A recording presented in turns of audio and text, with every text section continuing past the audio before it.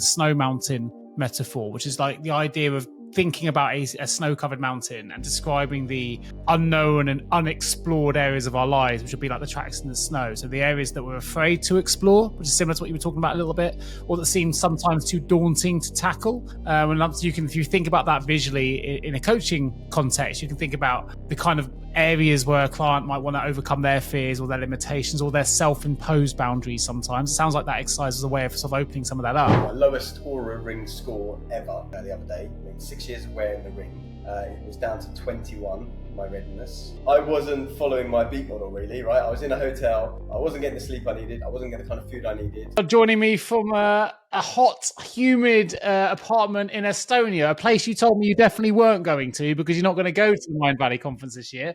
What happened? I wasn't planning to, and the reason I wasn't planning to is because I was helping my mum move house. And so we exchanged 4 weeks ago today, because we completed today. And so I had to be there to help move her ginormous house into a smaller house. And literally we've done 2.5 tons of clearance just from the garden. I've done 20 skip runs myself. We've given away tons to charity. And there are still tons in the garden of the new house that is getting soaked as it rains.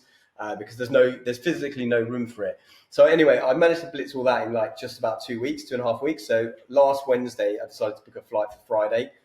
Came out Friday and no kind of ticket or anything like that. Booked an Airbnb and just rocked up straight into a party, which it was called Liberation.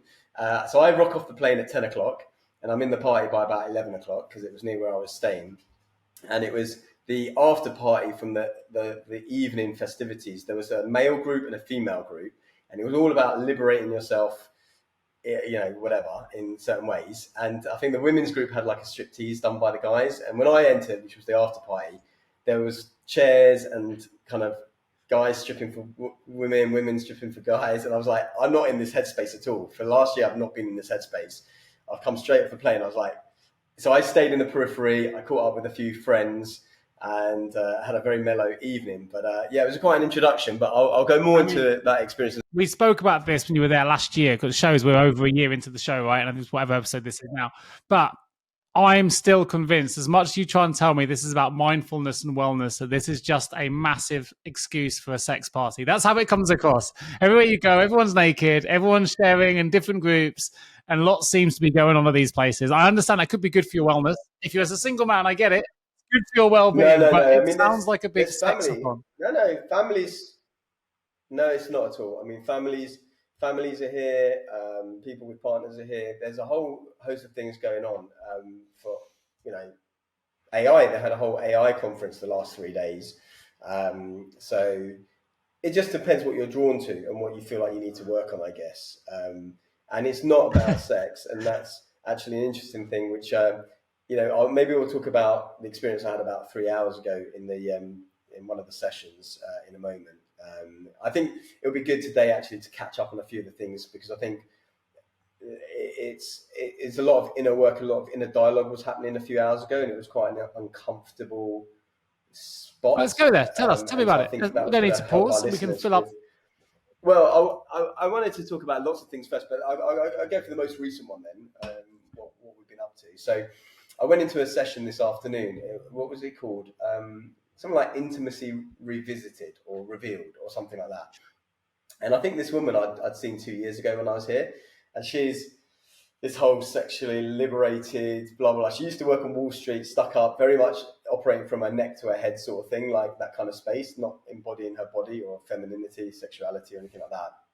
And so 2 years ago, it was a weird session, which I was expecting a weird one today as well, where she was having like full body orgasms on the stage without touching or doing anything. Still sounds like a big sex party. Energetic perspective. I'll stay with it. Yeah, well, maybe. Also, so that was 2 years ago, and she was getting the audience to kind of participate and do certain things like that. But today it was about, I guess, exploring touch. And I went in with a friend of mine, and we were both like, I'm not sure if I want to be in this session, but I didn't want to go to the other one because I'd seen that other person before as well, and I didn't really like the room they were in. And so I thought, okay, we'll stay. And the first bit, which was the most uncomfortable bit. So after about 45 minutes of preamble and saying, this is what it's about, this is what we're going to get doing, you had to basically get up and find a partner, right? That you were going to do the, experience with. And we don't know for sure what that experience is.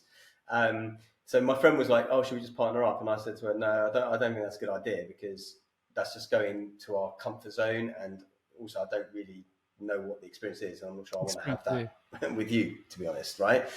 So anyway, so we got up and she plays music, and then you're walking around, and then anyone who's already in a partnership basically stays sat together with it. So it's just the single people walking around, which there's probably way more women than there were guys, maybe like 5 guys walking around, maybe about 15, 20 women. And so immediately it's like that inner voice goes in about, oh, what if I'm picked? What if I have to say no? What if I reject someone? What if I'm rejected? What if I'm partnered with someone I don't fancy, which is like going to be the case for most people, because there wasn't anyone there, for example, I fancied necessarily. And also then someone came up to me after I was like trying to avoid eye contact, make eye contact, whatever, with people. And I just said yes to basically this lady from New York who asked me, and I said, okay, fine, we'll do the experience together. So anyway, you sit down, and the first bit I think was a dialogue. So one person had 1 minute to share what it is, how they're feeling, their emotional state, how they're feeling nervous, whatever. So we kind of took it in turns to like warm up with like sharing. Then you kind of go into the experience of it, which is all about getting a bit more physical, and that can go wherever you want it to go, right? Still sounds a lot like a sex party. I'm just going to put it out there. Well, if anyone listening to this, as far as you want it to go. My mum listens. My mum listens to this. It's all about touch. It's all about intimacy. Go wherever you like. There's lots of single people walking around the place.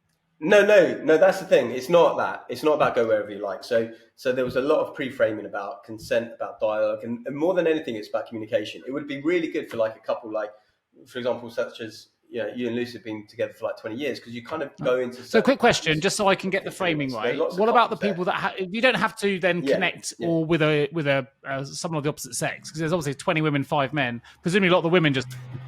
Yeah. So some people, some of the women partner. I'm jesting with you, buddy. And so really, so you did, like, there was giver and receiver. And so one of the exercises that I can remember is it's all about dialogue as well. So before you go in to that exercise, you tell the person what are the no-go zones, right? Or like my partner did, what are the go zones, right? So assume everything's no-go. And then, for her, it was from the palm to kind of the elbow, and then possibly up to the shoulders, right? Which we talked about later. And then the person giving would always say, may I touch your hand, or may I take your hand now, or may I put my hand on your forearm, or something like that, right?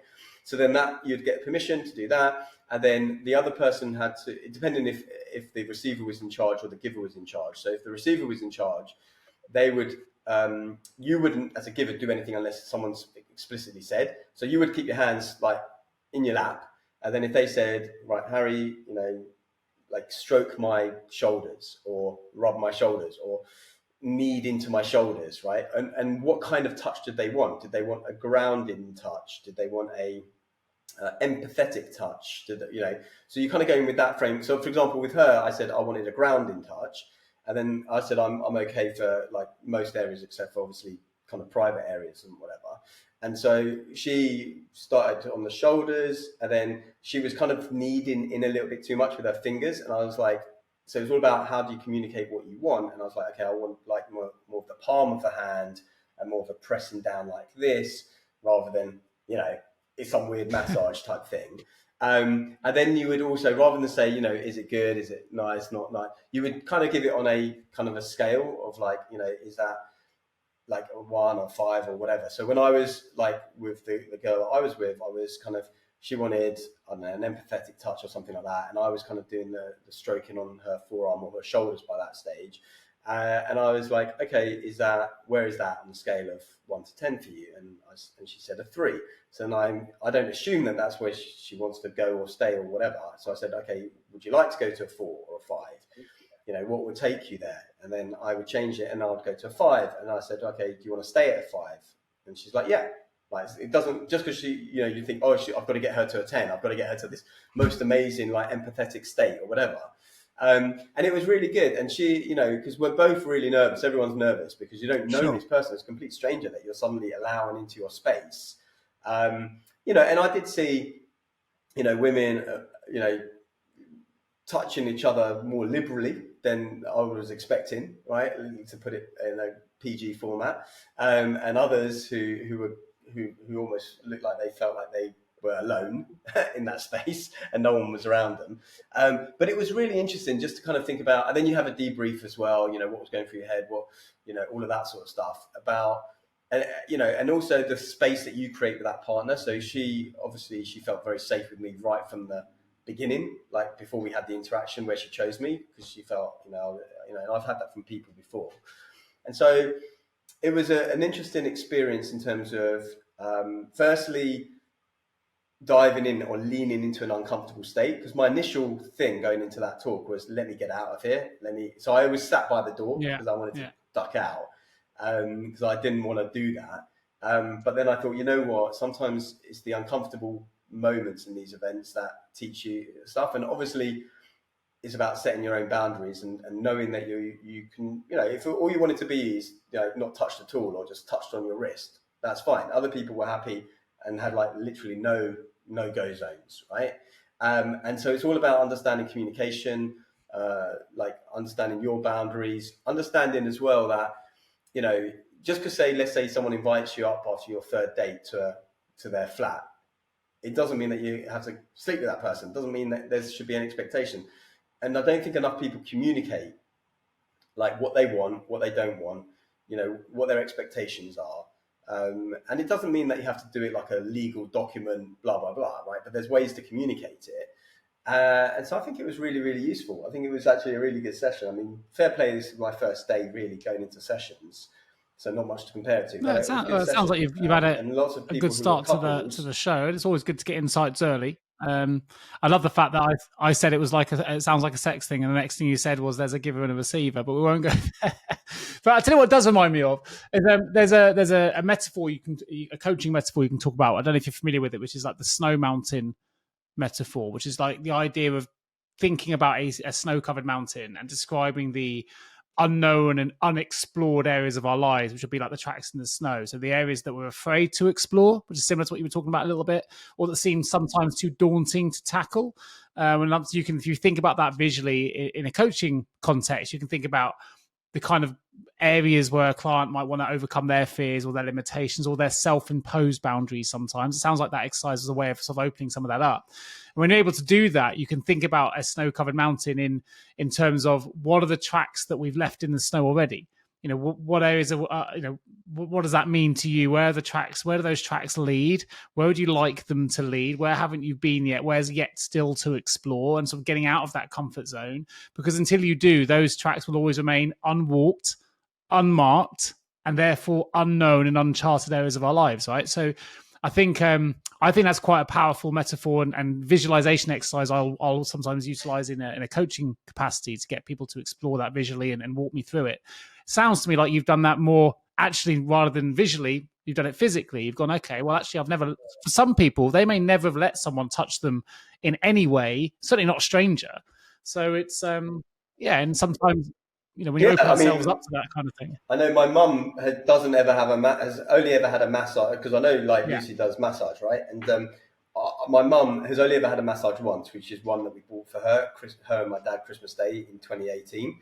And I said to her, I think I should get you a massage, because she's had this whole stress. So she's got a lot of stress built up because of the death, because of the move, because of all this. And she holds on to it. And I feel like it would be really good for her to just have like a massage or something. But she's like, no. And she doesn't she would hate, some people have come here with their mums, by the way. Like I've got a couple of friends who've come with their mums, right? And they go to the events and all sorts of stuff. But my mum would hate this. It would be way beyond comfort zone. But I mean, that's partly the thing. I mean, is that when you, there's a phrase from NLP, I remember Richard Bandler saying, like, if you can't, then you must. And I remember this when I did my stand-up comedy. My first instinct when the email came through about doing a stand-up comedy was, no way, I'm not going to do that. I can't do that. And then I jumped in and said, right, if I can't, then I must. And the same thought happened today, where I was like, I don't want to stay here, because what if, like, my thoughts is like, what if I get partnered with someone? If you're partnered with someone that you fancy, you're like, okay, yeah, game on, right? That'll be fun. But that's actually not the point. She was actually, the woman was saying how when she went to her first kind of like a tantric like thing in India, whatever, tantric retreat, when she was exploring this 12 years ago, and she went solo, and then they were doing a partner work, and it was more intense there, right? Because it was a tantric retreat, a private part yeah, massage, yeah. And so the person she was left with was like this 65-year-old bald guy with a big beer belly that she was like the least bit attracted to or whatever. But then, you know, and she didn't have to do anything, right? You could just not participate in the activity if you didn't want to. But then she, you know, she allowed herself to, and just take away the blocks of, oh, I have to fancy the hell out of this person, you know, from the get-go before anything. And then she had a pleasurable experience for herself and understood her body. And it's not like she was going to marry the guy, have babies with the guy, or anything like that. It was a learning opportunity, I think, for her. So I think it was quite interesting. You said, if you know, if it scares me, then I must do it. I like the idea that our potential lives on the other side of our fear. Right? We often don't go there. If you don't go there, you never know where your potential is. If you bring that back to the snow mountain piece, and just because I think it's interesting, it's the idea. You've got to imagine the snow mountain as being somewhere that's unwalked. Right, so you have to step out of your car. You can look at the tracks in the snow that you've made to get to where you are, but ultimately you're on the snow-covered mountain, and visualize it. It's just see the snow. You can make your own tracks anywhere you want to go. But to go into these places, you've got to go out of your comfort zone. You've got to take some risks. But actually, it's when you take those risks, when you explore the unwalked areas of our lives, that we often find growth. It's where we find learning. It's where we acquire new skills. And sometimes we just need a bit of courage and resilience to do it. And you know, I probably wouldn't have the courage, if I'm honest, mate, to go and do that workshop with you. I'd be petrified that it's a section. Honestly, I think it would. I think it would be really hard for you. But I think if you were there with Lucy, then you would do it as a partnership together, and you learn something different. Because I think also in a partnership, at least in my experience, sometimes I've not been as communicative as I should be in certain areas, and also there's a way to communicate it to not like belittle the other person or make the other person, you know, whatever. So I think you would have been fine with it, because if you had been there with Lucy, if you weren't, then that would be a different story. But again, it all comes from your intention as well. What is your intention? Like, your intention is not, oh, I don't know, you get a fancy, I have to be with someone I fancy. It's like, okay, I'm doing this because it's uncomfortable, because I want to learn better communication, because I want to understand my boundaries, because I want to understand what makes me feel good or not feel good, and communicate that to people. So it's all and also about you're flowing out to Estonia, you know, and you may as well make the most of it. And if you're not going to be fully immersed, what's the point? If you're not going to throw yourself into it fully and wholeheartedly, you know. Well, yeah, I mean, although I haven't said that, you do have to pace it here, because you do get ill very rapidly. I'm just saying off air that I've just, had my lowest Aura ring score ever the other day. I mean, 6 years of wearing the ring.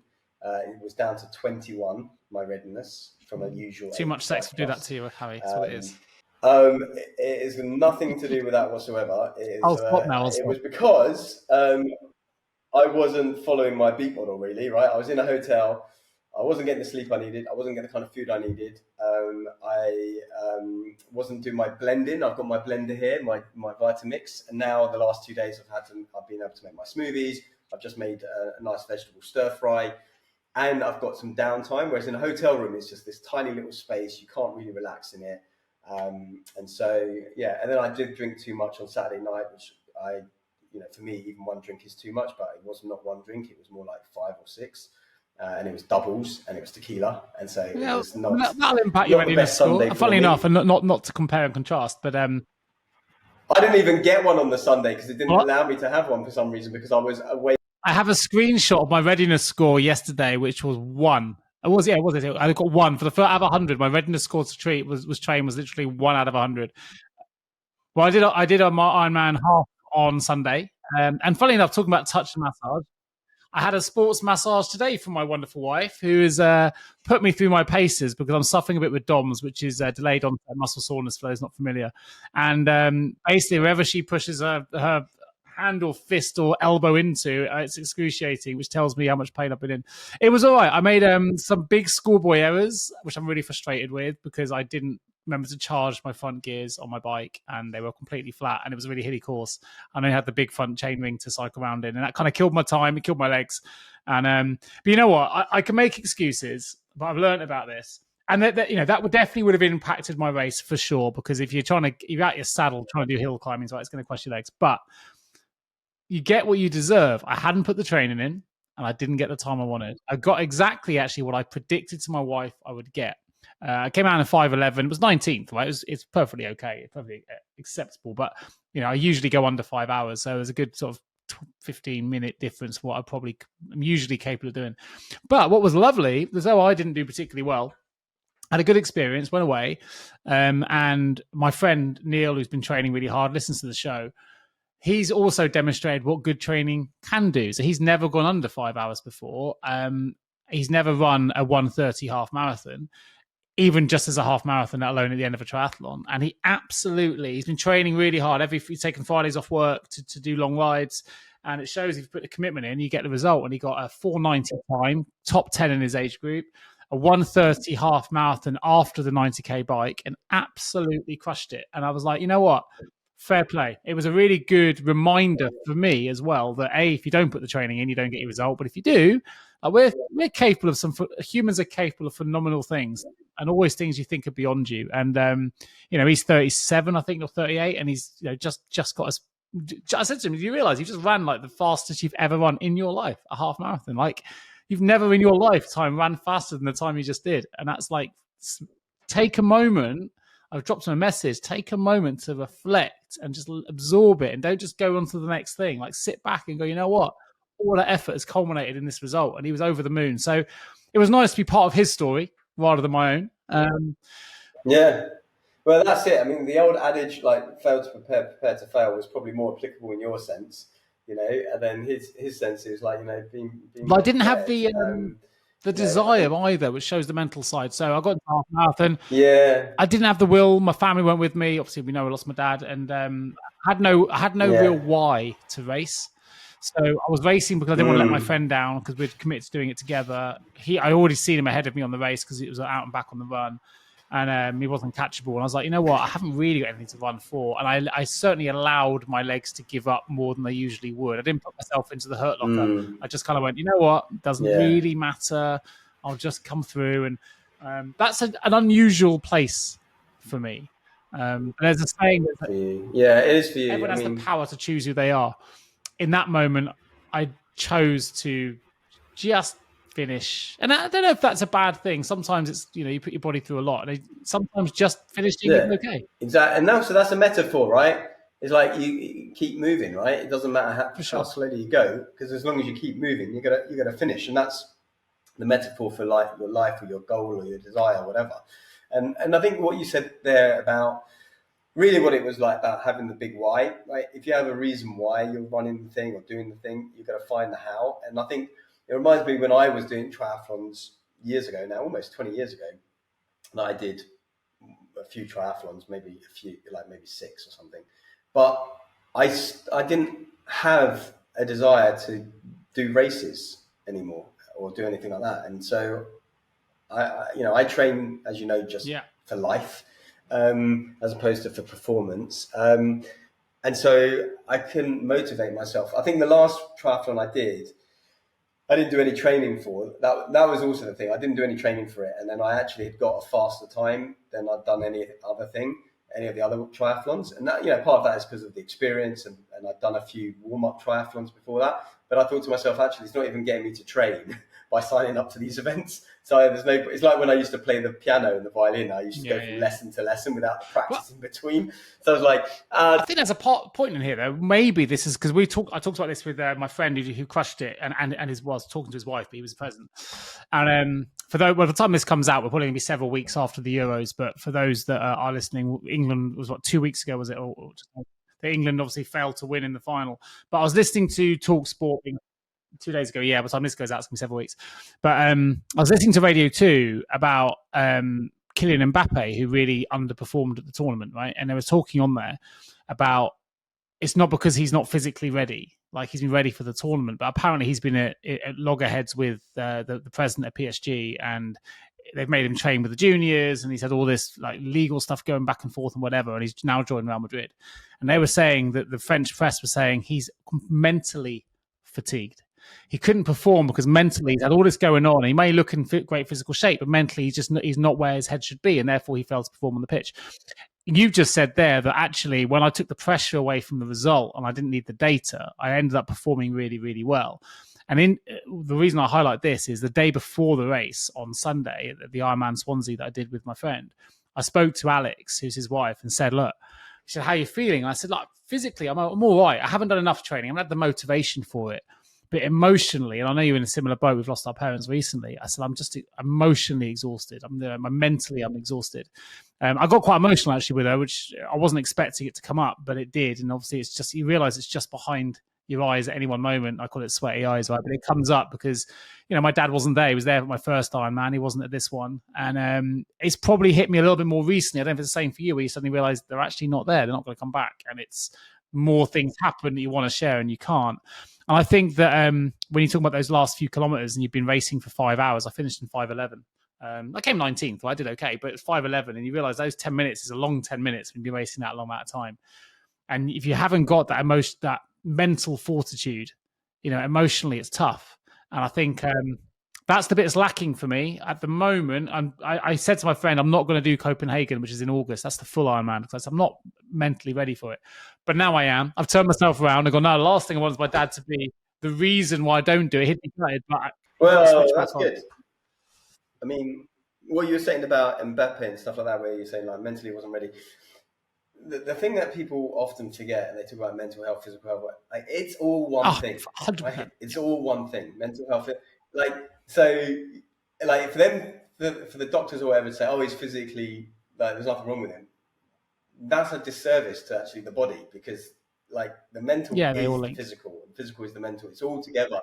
And so, I mean, I was just listening to that, thinking, I want to say that, but also like you were talking about your dad, and we're kind of like one eyelid behind, like bursting into tears. Obviously, today's an emotional day, specifically for my mum, because we just completed on the sale of the property, literally a few hours ago, and so that maybe will be weird because I'm not going to go back to that house, presumably ever again, and it was kind of weird seeing it empty, but I was a little bit detached. It wasn't necessarily my family home, and we've had like stages. But yesterday I did get quite emotional, which was like with another process we were doing. So yesterday was what they call a tribe event, which is the unofficial events that people could host. So for example, you would come and you might host one like what to know before your first Ironman, right? And then you'd get people who are interested in Ironman, and you'd tell them all about that. Last night's one was massive. There was about 200 people, 300 people there. And it was this couple who are very successful. They live on like a 600-acre place in Costa Rica. This woman, she charges like $1 million a year to coach manifestation, like law of attraction stuff, right? She's only like 32, right? You should look at her. I'll send her your details, Reagan. There was a bit of judgment in your tone there, Harry. I'm teasing. It's also very good. No, I mean, she's done very well. I think like 10 years ago, she may have been broke, and then now she's kind of definitely manifested what she wanted. And then she's together with this guy called Juan Pablo, but he goes by Wampa. Like, really cool guy. He's gone through decades of, the Mayan traditions and the shamanic stuff and the Western stuff and the meditation and the yoga and the martial arts, and he brings together his own thing. But anyway, they were doing the cacao ceremony, and it was cacao and manifestation type thing. But so I'm not sure how much you know about cacao, right? Most people go, cacao, does he mean cocoa? You mean hot chocolate? It's kind of that, right? But cacao is actually quite a spiritual opener, and it's used in a lot of ceremonial ways. So cocoa is basically processed cacao. So cacao is just. I have some cacao nibs that I go into smoothies and salads and things in the cupboard. That's my knowledge of it. It's kind of like that. Like you you get it maybe in bricks, you melt it down, you put it with, I guess they put it with just some plant milk, and there must have been some ginger in there or something like that. And it's supposed to be almost like a third eye opener and everything else. And they take your whole process, like through breathing, through visualization, and then, sipping on the cacao as you do that. But I did get quite emotional, and they have like some visuals as well, which are kind of almost like psychedelic visuals on the screen. And so usually your eyes are closed, but sometimes you can open them and you'll be looking there. But I was definitely feeling an essence or presence of my dad at points in that. And, I was coming to tears at one point, because obviously you're opening up a lot of emotion anyway, when you do that with everyone. But it was a really nice evening. And then this one as well, you kind of did some breath work, some body movement. And then we actually did partner up with people. And again, it can be very uncomfortable, because you put one hand on the other person's heart, which obviously if you're putting your hand on the woman's heart, it's basically towards the chest. And then, you hold their hand on yours. And then you had to say certain things, like, which is interesting, like things like, I love you, right? I see you, I forgive you. And all of that. And like, I've not even interacted with this person before, and I'm telling that person one of the first things is, I love you. And you're doing, I don't know if you've ever done intense eye gazing. I've done eye gazing. You and I've talked about it before as well. We've done eye gazing. And also, it's a bit, we're a big fan of the show Maths, right? Married at First Sight. So that's one of my guilty pleasures. And they do a lot of eye gazing in that. The old sex expert. But back to sex again. She always recommends eye gazing to build connection. I mean, it is unbelievable. I mean, they say, like we've said many times, right? Whenever you hear a cliche, you should look deeper into it. But as they say, the eyes are the window to the soul. It's so true. And this is why I sometimes feel more comfortable when I go out. And like tonight, I'll be wearing my shaded blue light blocking glasses, because you feel a bit more kind of protected. But you're very vulnerable through the eyes.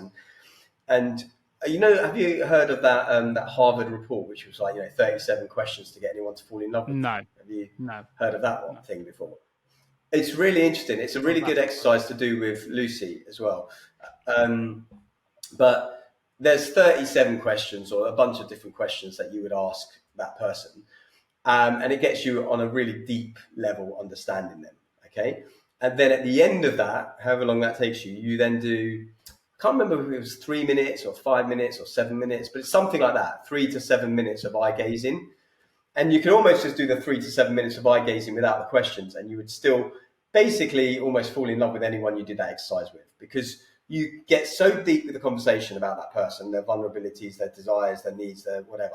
And then you do the eye gazing, which opens up the souls together, that you feel this connection that is, it doesn't have to be sexual, it doesn't have to be romantic. It's just this connection. And I think we lose that a lot. And I remember an advert that I saw years ago for the UK Army.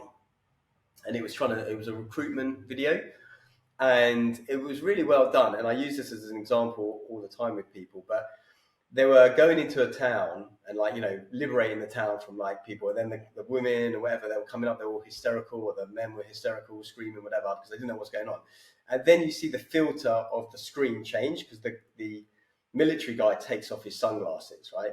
And then immediately you see the woman calm down a bit, stuff, because, and you've probably had this experience, right? But you go into a shop or you're speaking to someone and they've got shaded glasses on and you can't see them. You don't feel. As you say, it connects the soul. It connects us. I mean, we're linked. Yeah, it's so strong. But this goes back to, as you said earlier, the connection between, mental and physical. They are connected. You can't talk about one without it impacting the other.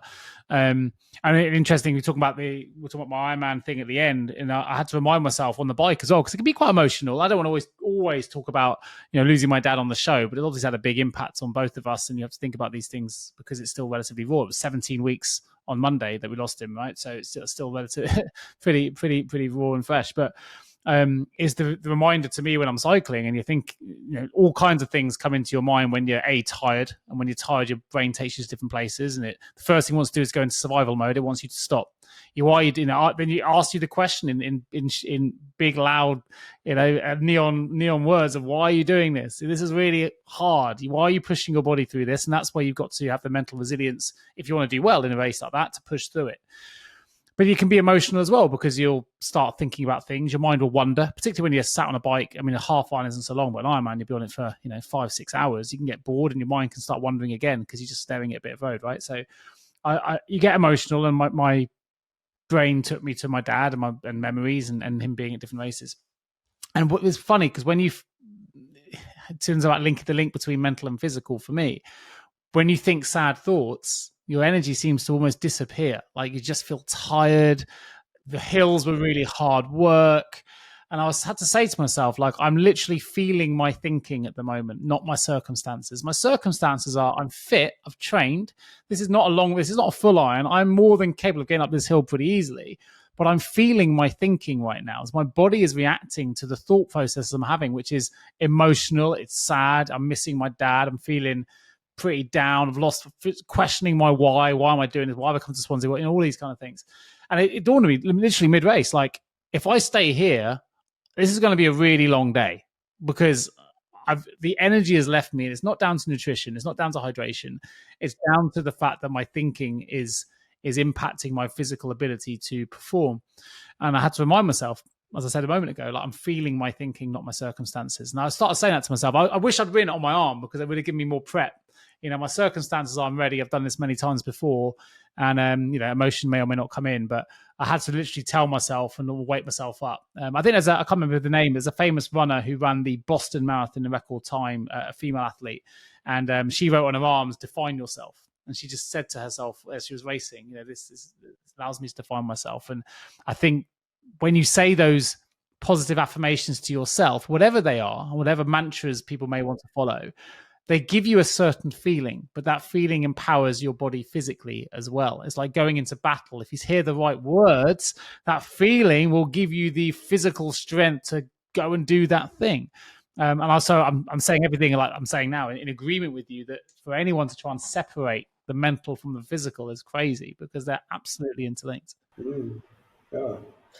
This is why the All Blacks do their haka dance, and there's a prep before your fights, and the reality is, for people, especially, I heard you say the word affirmation. I know we've talked about affirmations before, but forget the word affirmation for a second. Everyone is always talking to themselves, right? There's always a dialogue going in your head, and this is actually why I remember probably about a year ago on the episodes, I think I was asking you, because obviously you've got very strong mental capacity when it comes to physical exercise.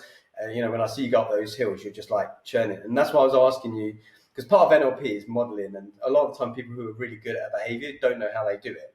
And so it's part of the NLP practitioner's duty to kind of ask the questions to elicit the response, to be able to model it, decode it, and teach it to other people.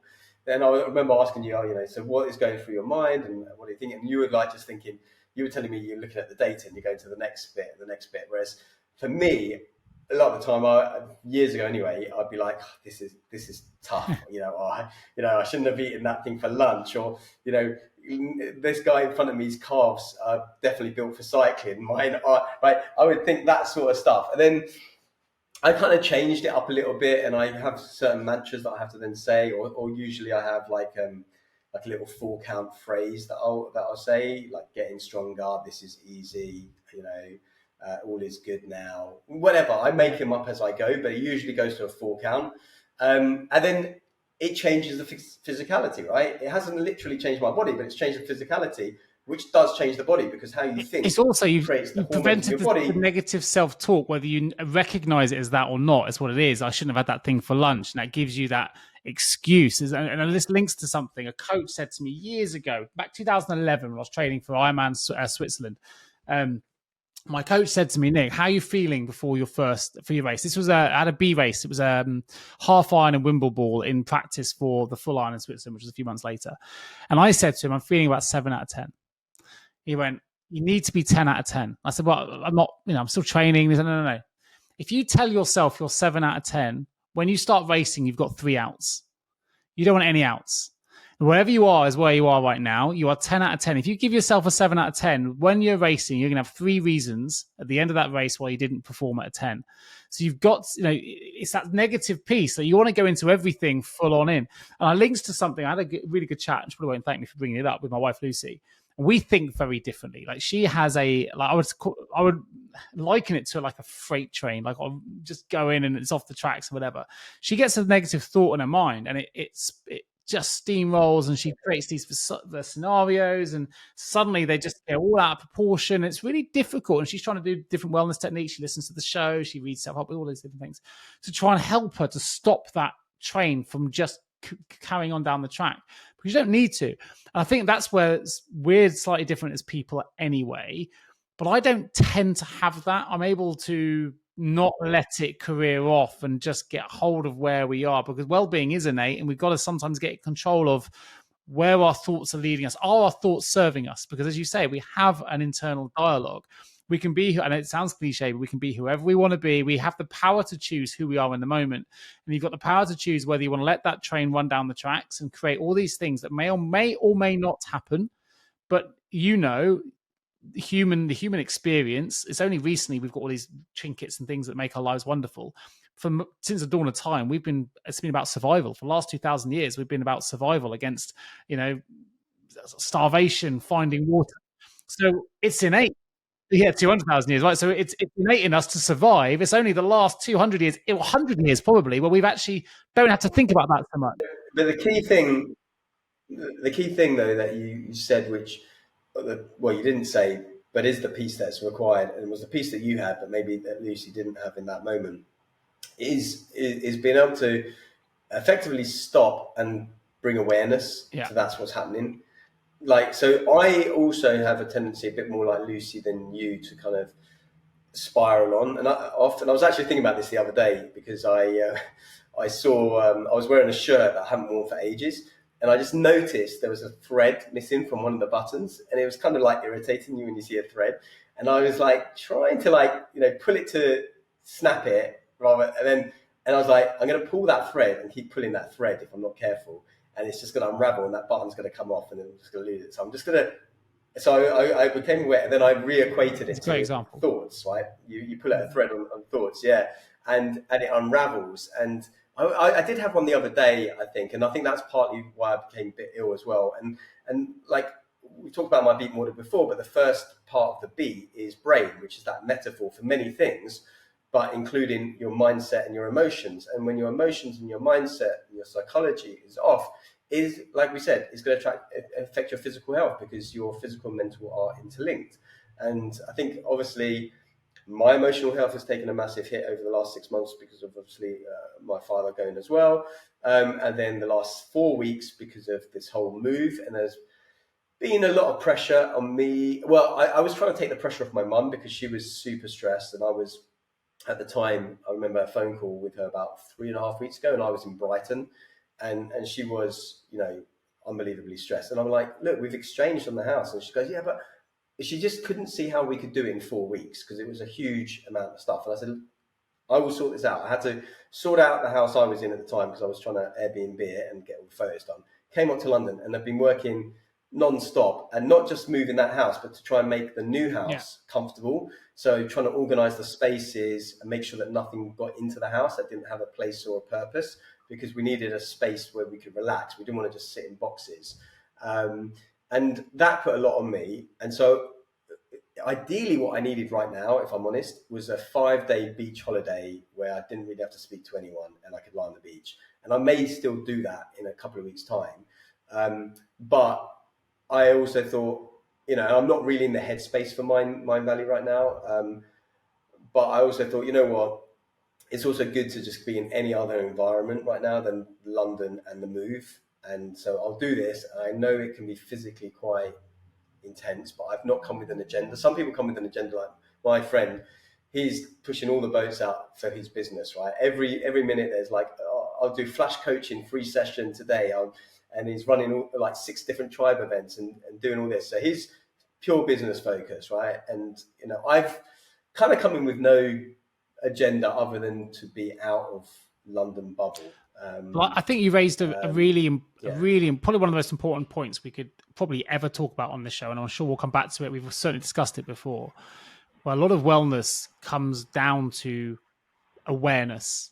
that's what coaching does. It raises awareness to allow you to find insights, right? To be more aware of who we are in the moment and actually what our true reality is in that moment and what that reality looks like for ourselves. And we create these pictures that don't serve us. Our thoughts are not us. Our thoughts are not our psychology. That's the reality. We think we are the sum of our thoughts. It's not true. So raising awareness to it. And I think you're right. That is where me and Lucy are sometimes different. And as are many people that struggle with this, is the ability to catch yourself when you're in that state of in that moment, raise awareness to it. And I'll ask myself, are these thoughts serving me? Are they serving me at the moment in the direction I want to go? And if they're not, that gives me an opportunity to catch a breath. And they say that, you're only ever 6 inches away from what you want to achieve in life, right? That's the distance between your ears. So it's our thoughts that often prevent us from achieving what we're able to achieve, from realizing our potential. Those fears, go back to the potential living on the other side of your fear. It's the fear, but the fear is ingrained in our thoughts. It's the thoughts that create the fear in the first instance of what it is, unless it's something where it's survival and a slightly different instinct. We've got a tiger on your back. But I think if we can get everyone just take a moment, catch a breath, it all leads to your beat model, taking a breath, being aware, and just asking ourselves, if you're going through a troubled moment at the moment, which you and I are emotionally, right? But even now with my dad, I'll catch myself and go, I'm being emotional. Is this serving me at the moment? We've talked in the past about where a car might cut you up and we get angry with that individual and we get really frustrated at someone else because they're late. But it's us that ends up owning that feeling.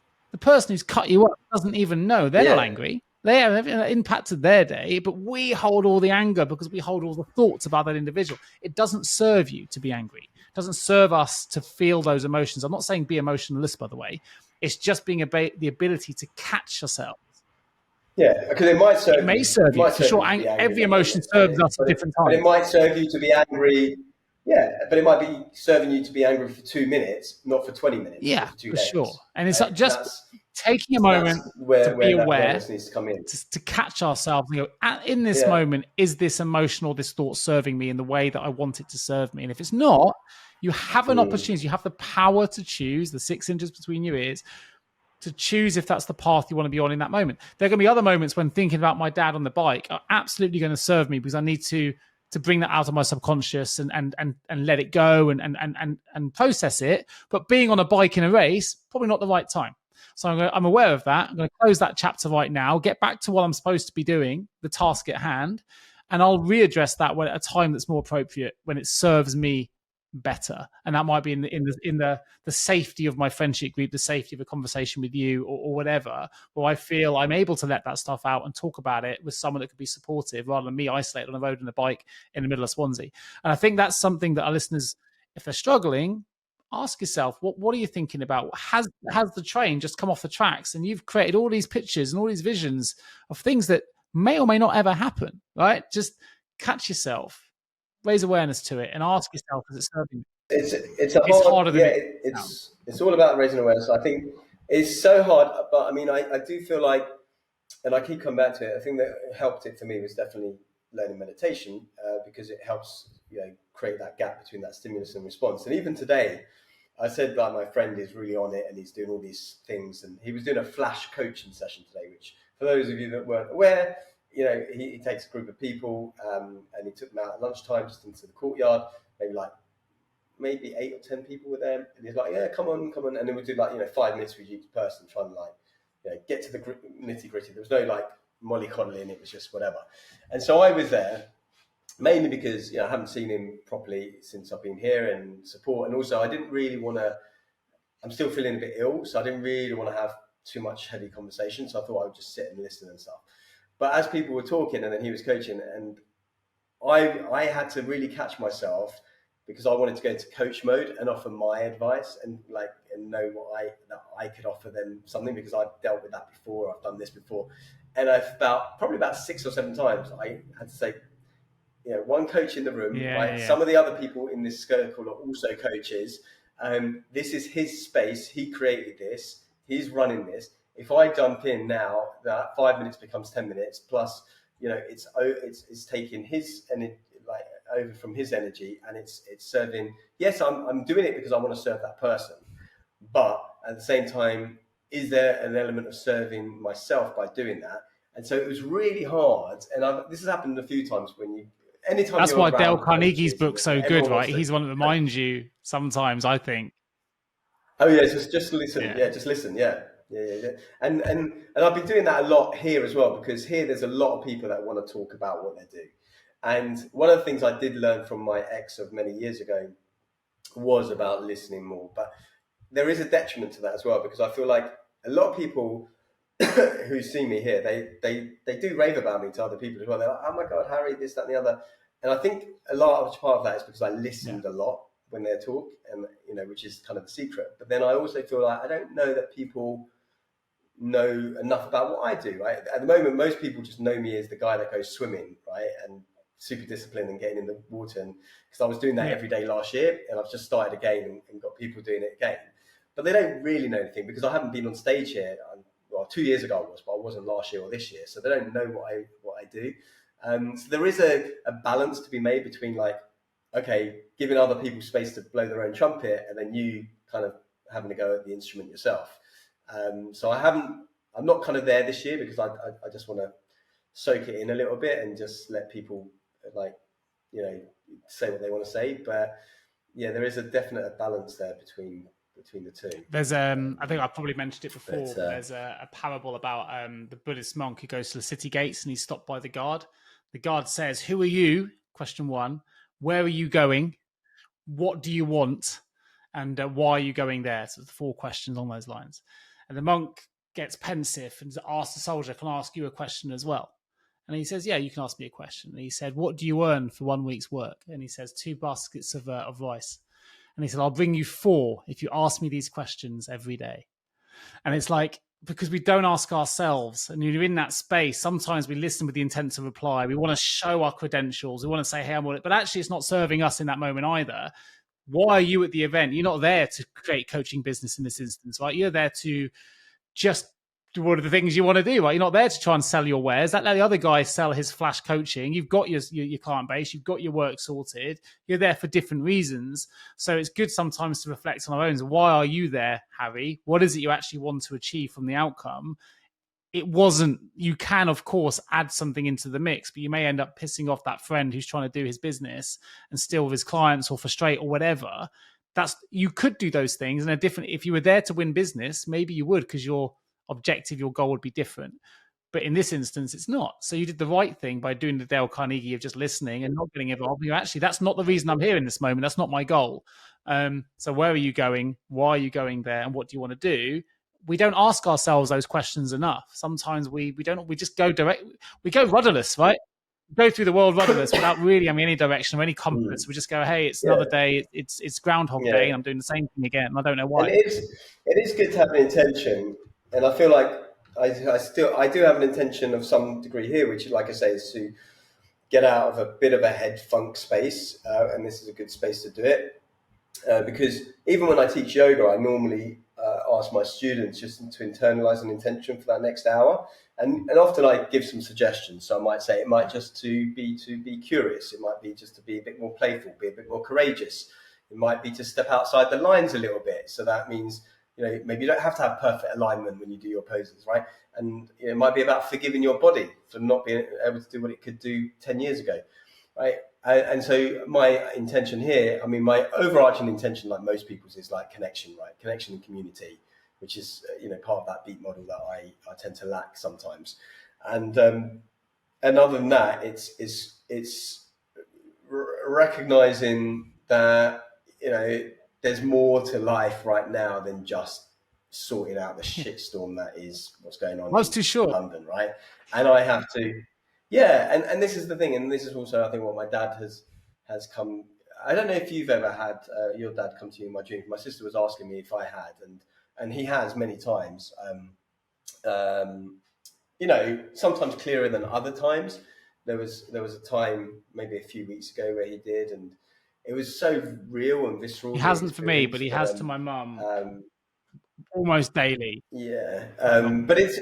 I mean, I remember. The thing is, I remember my dreams. I was going to say because I just tend to remember lots of things. I've got a good memory, but also I was saying I haven't said this to her actually, but I was going to say it's like how do you frame yourself getting ready for sleep? So if my last thoughts are thinking about dad or something like that, I'm more likely to dream about him. Now she's got a young baby and massively tired, and then her sleep in that stages will be prioritizing deep sleep rather than REM sleep and things like that. So you're less likely to have those dreams about that person if, you know, your last thought before going to bed is, oh my God, there's a stack of washing and the baby's thrown up on me again and whatever else. Whereas if I've got the time, like a few weeks ago, I was going through old photos, right? Because I was putting them up in the loft because there's no room in the house for them. And I saw some photos that I'd never seen before of my dad. And so, you know, that's going to fuse into my dreams, right? And last night, you know, with the cacao, I didn't see him, but I felt a presence.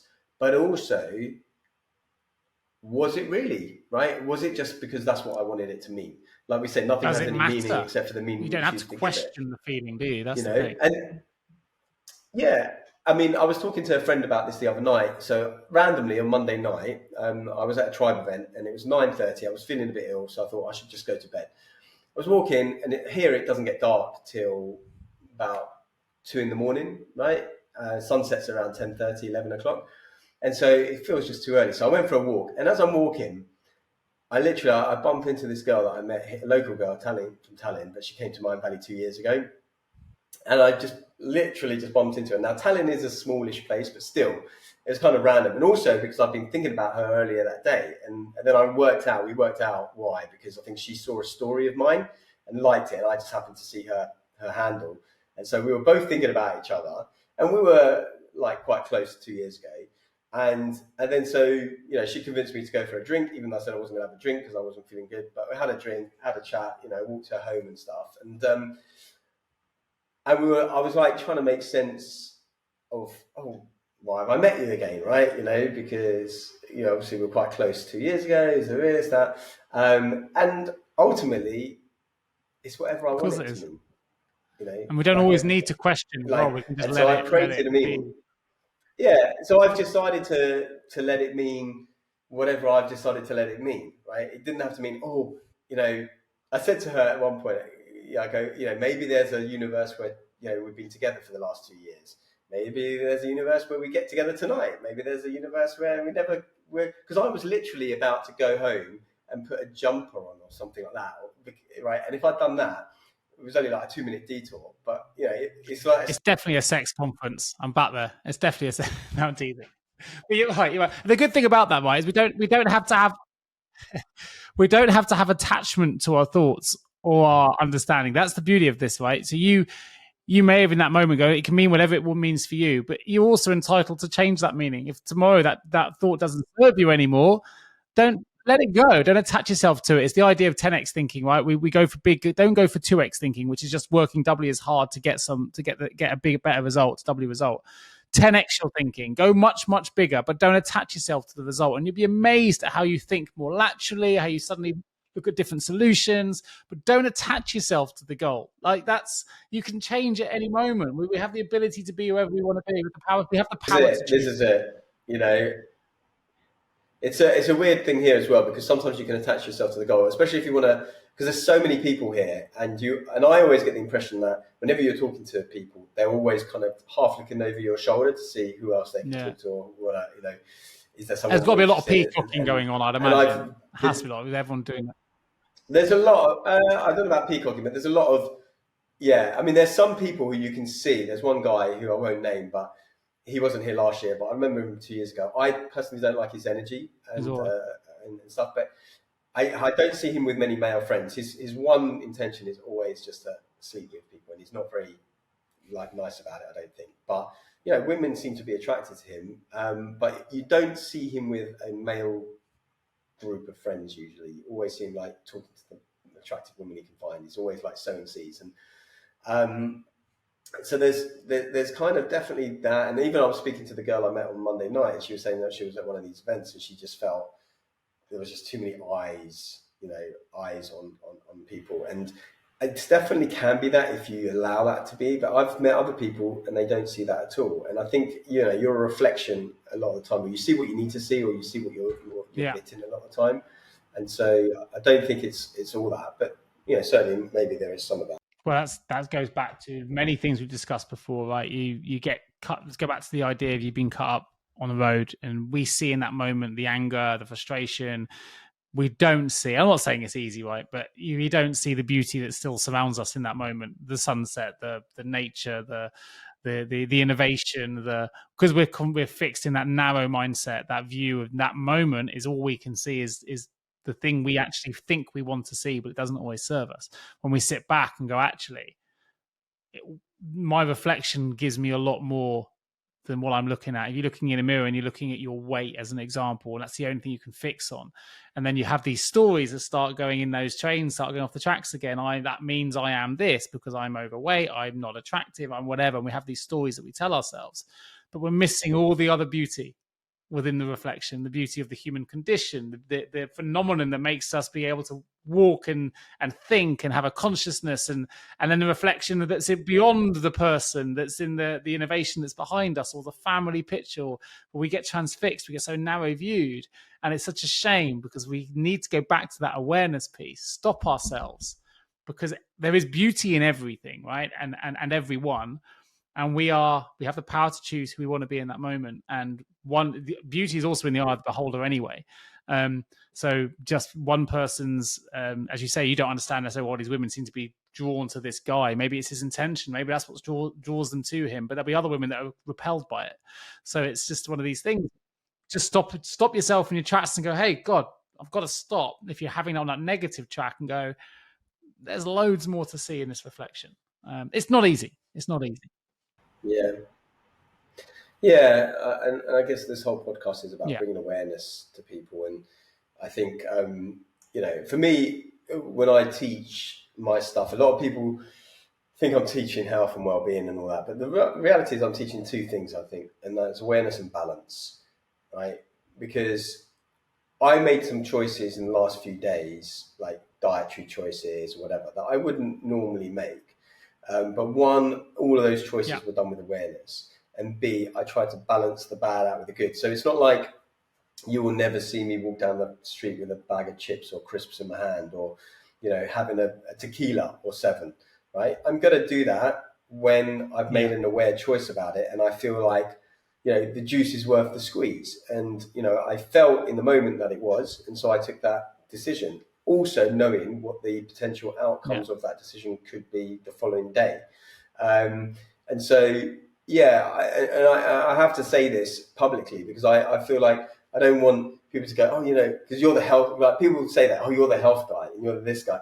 And then they see me having something and like, but you're having all these smoothies and now you're having this. I'm like, yeah, because I'm not, you don't listen to my lessons. Why have I got a frigging yin yang thing, right? It's the good and the bad. It's the beneficial and the non-beneficial. It's the balance between the two. It's not a one color, right? It's so yeah. I mean, I try and like last year, I had a better bank account coming in terms of physical, emotional bank account, which meant I could last 3 weeks before getting ill.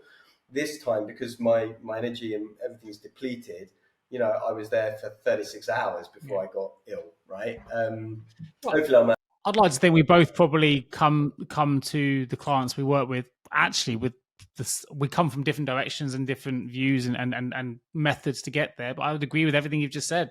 Balance is something that, and awareness, the two things that when I coach clients, I want to bring to them as well, whether it's better work-life balance, sometimes not just physical and mental internally, but what is it you're trying to achieve, and what are the things around you that can enable that to happen? And are you aware of what you're saying yes to? Are you aware of what you're saying no to? Are you aware of your energy drainers, the things that energize you?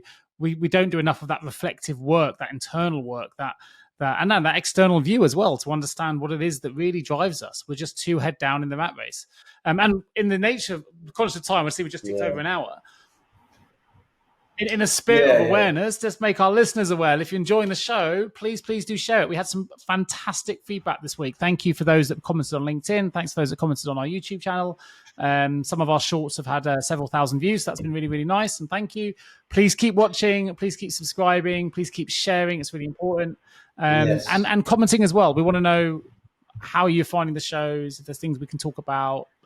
We just love hearing your stories. So please keep sharing those. And we're getting more and more of those every single episode, which is great. So please keep them coming. But Harry, listen, I know you've got lots of sex shows to get to. Wellness shows to get to. Well, first thing I need to do is take a shower because I've been sweating so much in this heat-filled apartment that I've got. A nice apartment by the sea, just no breeze. And so I'm sweating so badly. I wasn't planning to shower before going out, but I'm going to have to go and grab a quick shower and then grab one of these little scooters. They have all these higher scooters. Yeah, they're good fun. So I'm going to grab one of those. And I owe you a thank you because you've actually jumped out of different sessions, friends, meetings to literally go back to your sweaty flat and in Estonia to get on this call and do this recording with me in the middle of your conference. I was on the beach having a nice conversation, and I said, and I had set my alarm because I bumped into someone and I said, I'm just going to set it for 30 minutes from now because I don't want to keep looking at my watch. I want to be present with her having a conversation. So I set it for 30 minutes, and then just gonna have to stop you there. And I was like, I'm like, actually, I went on a couple of extra minutes. I let her go on a couple of extra minutes, and I said, right, I'm gonna duck back and stuff. But it was nice. I mean, even last night, I was walking by the beach at 10:40, right, 20 to 11, and there were people swimming, right, because it was. That's where I'm going sunset. now, mate. I'm going for a beach. So I'm going for a sunset. swim at Budley Seaside, 7 o'clock. So that's what I'm heading now. I'm going to get the wetsuit on and get out in the ocean. I'll be in the water tomorrow morning. I'm swimming most mornings here. Well, every morning really here. Well, listen, I'm very appreciative of you making the time to miss your conference to come and have a chat with me, and hopefully our listeners have enjoyed it too. I'll let it end here. Thank you, listeners, for tuning in. Subscribe, share, review, do everything you can. Take care, and we'll look forward to joining you next time. When you get back, we'll regale your stories from the Mindvalley Conference. Hopefully there'll be plenty. We'll see. Buddy, you take care.